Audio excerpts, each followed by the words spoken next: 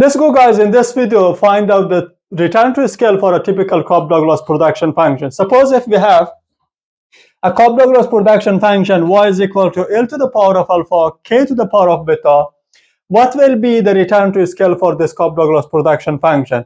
It means we should find that either this exhibit the constant return to scale, increasing return to scale, or decreasing to return to scale. And the condition that this Cobb-Douglas production function shows one of the types of return to scale, either increasing, decreasing, or constant return to scale.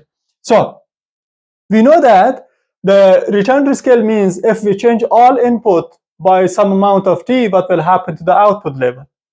If we use the notation of y of t for the new output level after the scaling of after the change in input level, this y of t means that we scale all input by some amount of t, tl to the power of alpha multiplied by tk to the power of beta.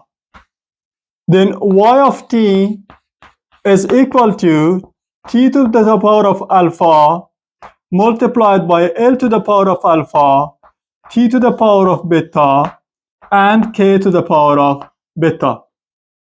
So now y of t is equal to t to the power of alpha, t to the power of beta, then t to the power of alpha plus beta, multiplied by L to the power of alpha, k to the power of beta. We know that L to the power of alpha, k to the power of beta is equal to the original function. So instead of this, we can write down just simply y. So in this case, then we can write down that y of t, y after scaling, is equal to t to the power of alpha plus beta multiplied by y. So now we should know that the concept of return to scale in this typical Cobb-Douglas production function depends on the value of alpha plus beta. So if alpha plus beta is equal to 1, then we will have y of t is equal to t multiplied by y. So we will have, what we will have? We will have constant return to scale. It means the new output level exactly changed by the same amount that we scaled our input level. But if alpha plus beta is greater than 1, in this case, y of t will become more than t of y, t multiplied by y, then we will have increasing return to scale.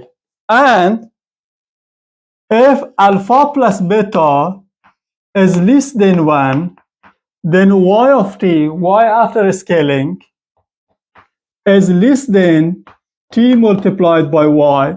So then what we will have? We will have decreasing return to scale.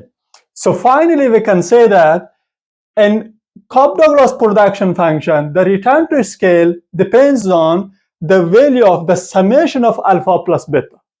If alpha plus beta is equal to 1, we will have a constant return to scale function. If it's greater than 1, we will have increasing return to scale function. If it's less than 1, we will have decreasing return to scale function. This is it for this example related to the typical Cobb-Douglas production function. For the next video, we'll solve another question and also some numerical practical example about the return to scale. Thank you so much for watching. See you next time.